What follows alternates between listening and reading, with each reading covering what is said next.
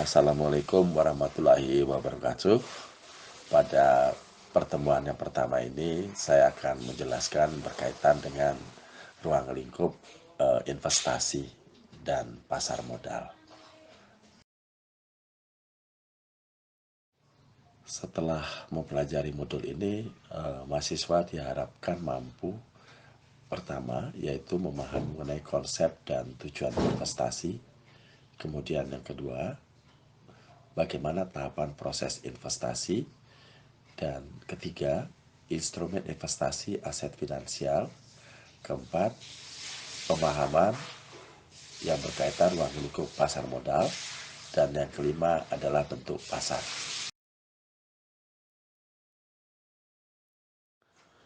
Terima kasih. Pada pengertian konsep dan tujuan investasi, menurut Mayer menyatakan bahwa investasi itu adalah konsep yang ditunda dengan harapan konsumsi lebih besar di masa yang akan datang. Nah, ini berarti bahwa investor pada saat menginvestasikan dananya, dia memperoleh keuntungan setelah jatuh tempo sekian tahun kemudian. Memang pada waktu masa perjalanan dari saat dia investasi, dia belum memperoleh keuntungan apa-apa. Nah, investasi itu dia masukkan pada pasar modal. Jadi pasar tersebut itu diregulasi oleh pemerintah dalam rangka melindungi para investor supaya mereka terlindungi. Dan jenis pasar tersebut juga sangat bervariasi tergantung dengan konsep yang dipakai. Dan biasanya pasar tersebut tidak bisa langsung dilakukan oleh investor, tetapi harus melalui pihak lain yang disebut dengan lembaga sekuritas. Nah, kalau di dalam investasi ini kita bisa melihat bahwa transaksi saham misalnya ya yang berada di dalam bursa, di bursa pihak yang berpartisipasi. Jadi bursa sendiri itu mempunyai 3 lembaga seperti bursa efek sendiri, lembaga penjamin efek, dan lembaga penyimpanan efek. Dan ketiga-tiga tersebut diatur di dalam Undang-Undang Nomor 8 Tahun 95 tentang pasar modal. Dan Bapepam juga didirikan berdasarkan undang-undang itu yang mengawasi transaksi di pasar modal agar terjadi fairness dan transparan, sehingga pasar tersebut memiliki integritas dan kredibel serta terpercaya. Kemudian kalau kita melihat tabel di bawah ini, tabel kurva di bawah ini melihat bahwa bila seorang mempunyai pendapatan sebesar 40 dan pendapatan pada bulan berikutnya sekitar 50, dan tingkat bunga untuk menabung atau investasi juga dia meminjam sebesar 10%, ya. Jadi grafik yang di bawahnya saat ini 40 itu dilihat, kemudian yang akan datang di situ kelihatan 50. Nah, kemudian pendapatan yang diperoleh bulan ini dikonsumsi sekarang sebesar 40, dan juga pendapatan yang diperoleh bulan mendatang sebesar Y250. Tetapi pendapatan di bulan mendatang tidak dikonsumsi seluruhnya dikarenakan dananya baru datang bulan mendatang, sehingga yang bisa dikonsumsikan lebih kecil. Artinya apa? Pendapatan yang diperoleh untuk membayar hutang yang nilainya 50, sehingga nilai konsumsi sekarang yaitu 40, ya di situ ditambah 50 dibagi 1 ditambah 1%, jadi nilainya 85%. Dan kemudian selanjutnya, kalau pendapatan bulan ini tidak dikonsumsi, maka pendapatan tersebut dapat diinvestasikan pada tingkat bunga 10%. Maka akan dapat dana sebesar Rp44, sehingga konsumsi bulan mendatang merupakan hasil jumlah pendapatan bulan mendatang ditambah dengan pendapatan sekarang yang diinvestasikan sehingga rumusannya dapat dihitung bahwa konsumsi untuk masa yang mendatang yaitu 40 dikali 1 ditambah 1% ditambah 50, maka berjumlah 94. Nah, gambar di atas dinyatakan pada gambar vertikal nilai 50 merupakan pendapatan bulan mendatang dan sisanya merupakan pendapatan bulan yang diinvestasikan dengan bunga 10%. Jadi garis horizontal pada grafik di atas itu menguraikan dua hal, yaitu dari 0 ke arah yang lebih tinggi menyatakan konsumsi. Sementara dari arah yang lebih tinggi nilainya menuju nilai 0 tersebut disebut dengan penundaan konsumsi atau lebih sering dikenal dengan investasi. Artinya, kalau seluruh nilai 85,45 tidak dikonsumsi saat ini, maka hasil yang diperoleh atau dikonsumsi di masa mendatang sebesar 54 bila tingkat bunga sebesar 10%. Bila digabungkan itu terlihat yang diberi nama dengan kurva indifferent yang diperlihatkan pada I-0, maka titik A itu merupakan titik keseimbangan dan garis tersebut merupakan slope kemiringan. Jadi pertanyaan yang timbul setelah memahami konsep ini, investasi itu mengapa atau untuk apa seorang itu melakukan investasi?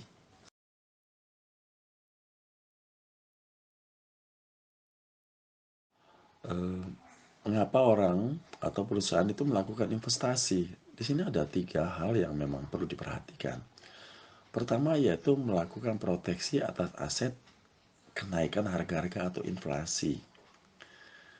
Ya, jadi di sini kelihatan bahwa hampir semua memprediksi bahwa di masa mendatang kemungkinan kenaikan harga itu lebih besar daripada penurunan harga. Maka nilai uang yang ada sekarang mungkin di masa mendatang itu nilainya sudah tidak ada lagi atau semakin sedikit. Kemudian yang kedua adalah adanya kenaikan konsumsi di masa mendatang. Nah, di sini semua pihak harus memahami bahwa setiap pihak akan mengalami kenaikan konsumsi, baik dikarenakan kenaikan harga atau dikarenakan faktor sosial. Harga konsumsi pasti naik. Sekarang ini kita uang 100.000 bisa membeli beberapa kebutuhan konsumsi. Tetapi di masa yang akan datang, 100.000 itu sudah tidak ada nilainya lagi. Ya. Inflasi makin naik, ya, karena makin meningkatnya kebutuhan masyarakat. Kemudian yang ketiga, adanya ketidakpastian pembayaran di masa yang mendatang. Jadi alasan yang ketiga ini harus dipahami, tidak selamanya seorang mempunyai pendapatan yang tetap atau mengalami kenaikan. Dan ada kemungkinan pihak tersebut mengalami tidak mendapatkan pendapatan. Maka usia kita itu tidak selamanya produktif. Ada masa tertentu produktivitas kita menurun dan di situ kita tidak mempunyai pendapatan.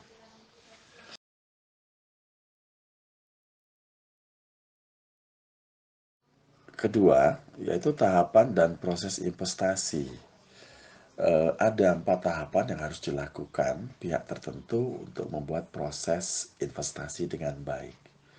Pertama, dalam melakukan investasi dimulai dengan menyatakan tujuan investasi. Ya.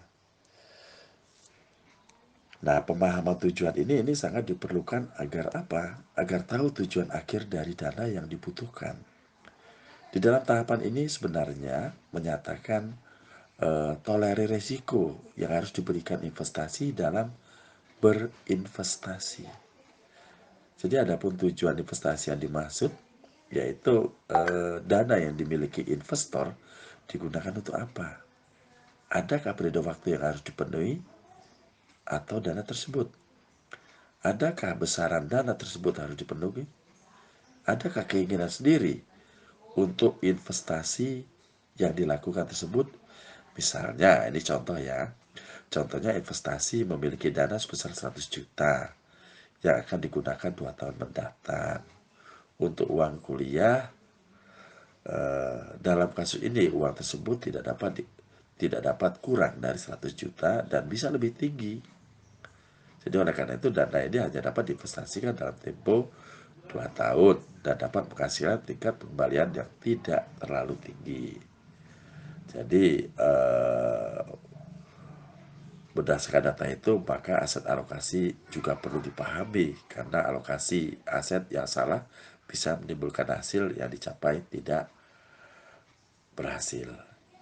Kemudian yang kedua, melakukan perhitungan ekspektasi pasar. Pada tahap ini, investor harus tahu investasi pasar dari seluruh instrumen investasi. Investasi perlu mencari seluruh instrumen dan berapa hasil yang dicapai. Dan investor juga perlu diskusi dengan lembaga yang bisa memprediksi hasil yang ingin dicapai oleh investor berdasarkan hasil penelitian yang dilakukan oleh lembaga tersebut. Kalau ekspektasi pasar jauh di bawah tujuan investasi, maka investor perlu memperbaiki tingkat pengembalian pada tujuan investasi. Jadi dengan adanya perbaikan, maka hasil yang diinginkan bisa tercapai. Ya, oke. Kemudian yang ketiga, melakukan pembangunan portofolio dan investasi. Jadi investasi yang ingin diinvestasikan itu harus memahami adanya portofolio investasi dalam rangka mengurangi risiko yang akan dihadapi. Jadi di sini investor harus memilih instrumen investasi yang bisa memberikan hasil yang baik. Artinya apa? Investor membangun portofolio investasi untuk mendapatkan hasil yang diinginkan.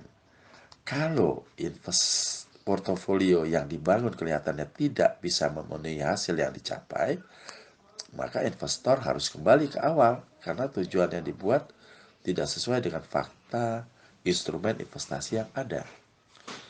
Kemudian yang keempat, melakukan evaluasi dan perhitungan kinerja. Nah, tahap ini juga merupakan dalam melakukan review atas investasi yang dilakukan. Jadi investor awalnya harus menghitung hasil yang dicapai atau investasi yang dilakukan. Selanjutnya investor melihat tujuan yang dicapai, investor melakukan evaluasi atau investasi, dan mengapa investasi dilakukan melebihi yang telah ditetapkan dari tujuan. Jadi faktor apa saja yang membuat investasi melebihi dari yang diharapkan. Tapi investor juga perlu memahami mengapa hasil investasi lebih kecil dari yang diharapkan.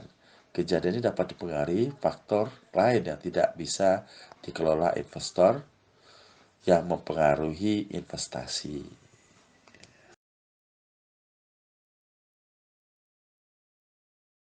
Nah, ini adalah tabel 1 yang menggambarkan tingkat pengembalian berbagai instrumen dari indeks harga saham gabungan, kemudian deposit, pasar uang atau money market, kemudian properti, obligasi, ya saham berharga ya, mixed atau campuran, saham, kemudian emas, kemudian indeks bond, CPI, dan terakhir kurs dolar. Nah, ini sumber data yang diperoleh dari PT Financial Business Informasi.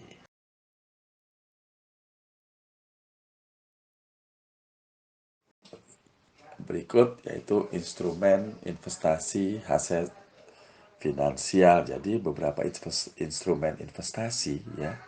Jadi investor yang memiliki dana itu perlu melakukan investasi kepada instrumen investasi. Tak kala instrumen investasi ini dikelompokkan dalam 2 kelompok yang besar, yaitu instrumen investasi real dan instrumen investasi finansial.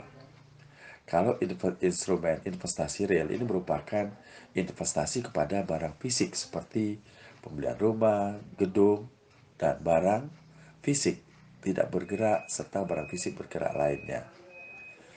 Nah, instrumen ini dapat juga dikelompokkan menjadi instrumen berpendapatan tetap atau fixed income securities dan tidak berpendapatan tetap. Jadi kalau instrumen berpendapatan tetap adalah instrumen yang memberikan penghasilan tetap selama periode instrumen tersebut. Tetapi harga pokok instrumen ini dapat berubah sesuai dengan perubahan tingkat bunga yang berlaku. Ya. Biasanya keputusan pemerintah itu menaikkan tingkat bunga akan membuat harga dari instrumen berpendapatan tetap mengalami penurunan. Akibatnya apa? Krisis tingkat bunga mengalami kenaikan dan harga instrumen berpendapatan tetap akan turun di bawah nominalnya. Nah, ini ada beberapa komponen instrumen investasi aset finansial. Seperti pertama, rekening koran. Ini adalah rekening yang dimiliki oleh investor ya di bank, di mana investor untuk menyimpan dananya sementara investor hanya mendapatkan tingkat bunga yang cukup kecil. Kemudian kedua, deposito. Ini adalah surat utang yang diterbitkan oleh bank. Namanya deposito di sini adalah sifatnya berjangka. Ada deposito 1 bulan, 3 bulan, 6 bulan, setahun, 2 tahun, dan seterusnya. Jadi di sini investor melakukan investasi pada deposito akan mendapatkan dana yaitu prinsipal dan pokoknya pada saat jatuh tempo. Itu juga sekalian dengan bunga. Kemudian yang ketiga namanya Negotiable Certificate Deposit atau NCD. Ini adalah instrumen investasi yang diterbitkan oleh bank ketika tingkat bunga dan periode waktu dinegosiasikan antara bank dan investor. Maka nilai investasi NCD ini dimulai dengan nilai yang tidak sama dengan deposito dan nilainya minimum 500 juta. Karena apa? Bank selalu menawarkan NCD ini pada investor yang ingin memiliki nilai investasi yang cukup besar. Dan sering dikenal istilahnya dengan nasabah prioritas. Kemudian yang keempat adalah promissory notes atau PN singkatannya. Ini surat utang yang diterbitkan oleh perusahaan ya, atau seorang yang mendapat dana dan mempunyai kewajiban harus membayar ketika jatuh tempo. Jadi investor ini membeli PN ini pada harga diskon dan menerima pada saat jatuh tempo sebesar nilai prinsipalnya. Kemudian yang kelima adalah commercial paper atau CP. Ini adalah surat utang yang diterbitkan perusahaan atau seorang untuk mendapatkan dana dan mempunyai kewajiban harus dibayar ketika jatuh tempo. Ya, jadi penerbitan surat ini harus menunjukkan rating atau peringkat kepada perusahaan pemberikat ketika menerbitkan surat utang.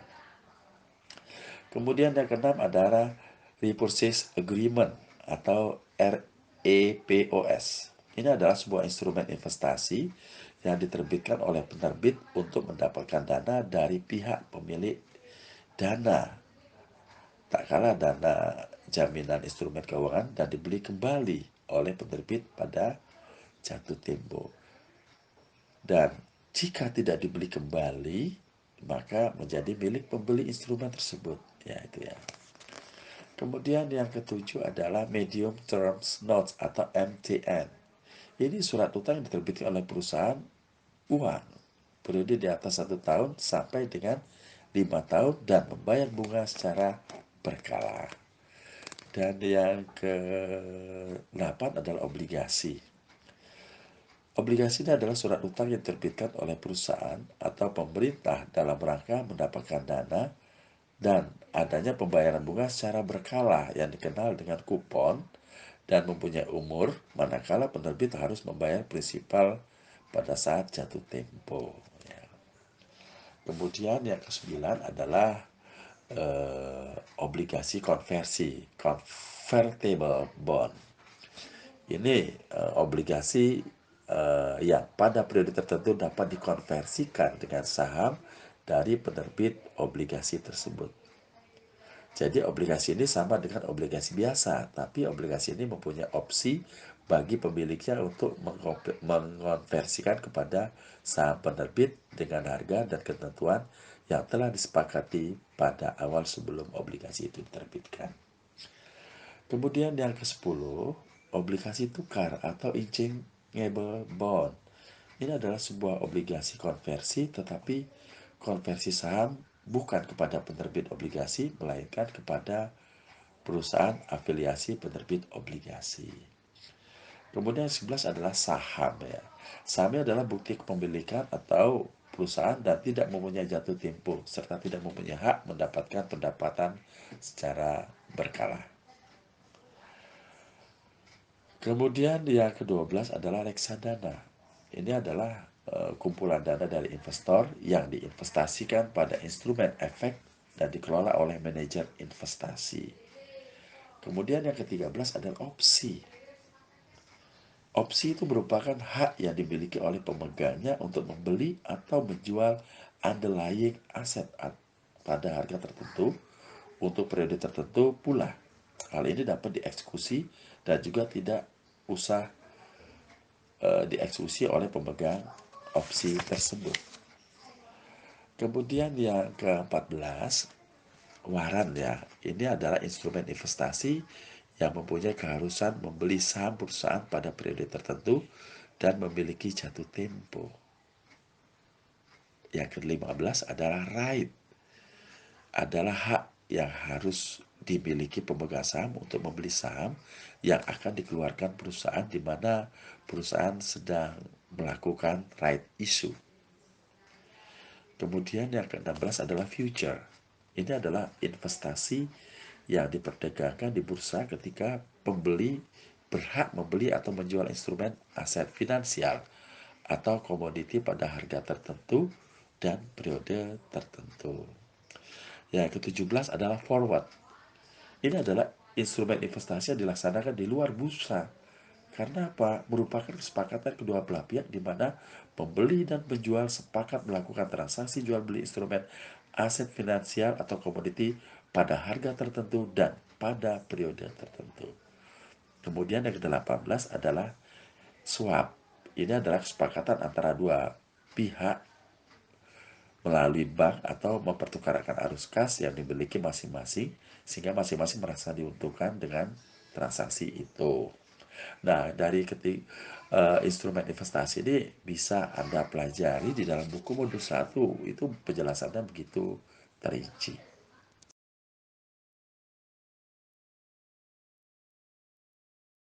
Keempat adalah pasar modal, di mana pasar modal ini mempertemukan pihak yang memiliki kelebihan dana dengan membutuhkan dana.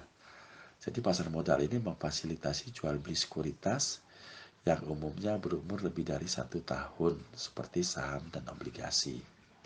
Pasar modal juga mendorong terciptanya alokasi dana yang efisien.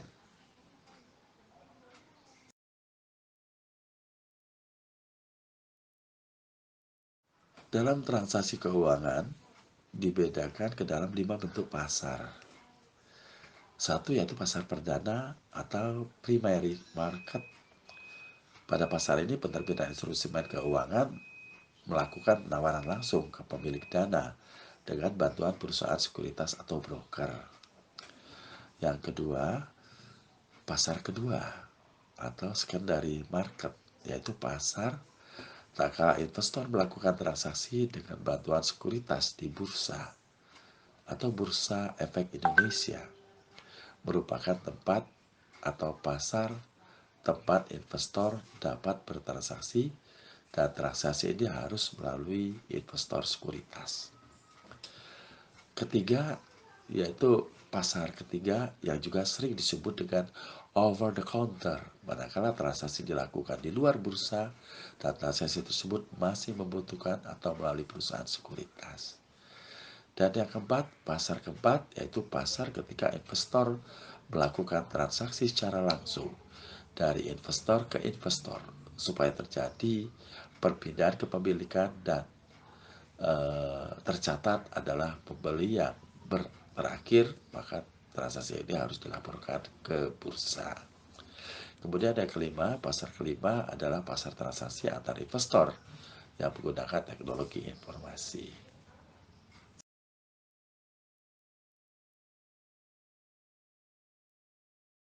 para pelaku pasar modal seperti itu komponennya seperti Bapepam, emiten, investor, underwriter, broker, dealer, dan perusahaan sekuritas. Jadi dan keenam adalah badan pengelola bursa.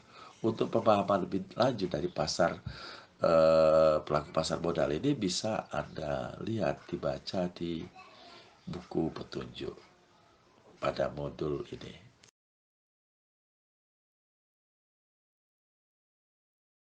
Kemudian initial public offering ini adalah proses perusahaan untuk pertama kalinya menjual sekuritas. Disebut dengan initial public offering atau IPO atau penawaran umum perdana.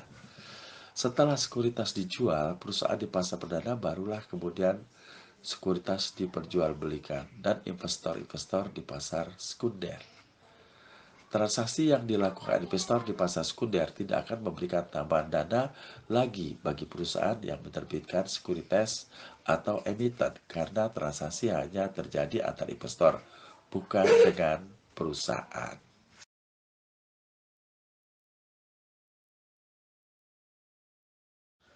Dan yang terakhir adalah persyaratan IPO yang harus dipenuhi bila ingin terdaftar di Bursa Efek Indonesia sebagai berikut. Pertama, perusahaan itu sudah harus beroperasi paling sedikit 3 tahun. Kemudian yang kedua, perusahaan telah diaudit oleh akuntan publik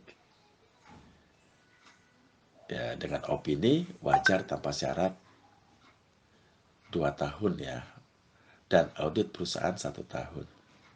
Yang ketiga, net tangible asset 100 miliar. Kemudian yang keempat, harus 100 juta saham atau 35 dari modal setor dimiliki oleh pemegang saham minoritas. Dan yang kelima, jumlah pemegang saham 100 pihak. Baiklah teman-teman sekalian mahasiswa, inilah yang dapat saya berikan penjelasan singkat berkaitan dengan ruang lingkup investasi dan ruang lingkup pasar modal. Mudah-mudahan bermanfaat dan bila kurang jelas bisa dipelajari kembali pada buku-buku modul. Terima kasih.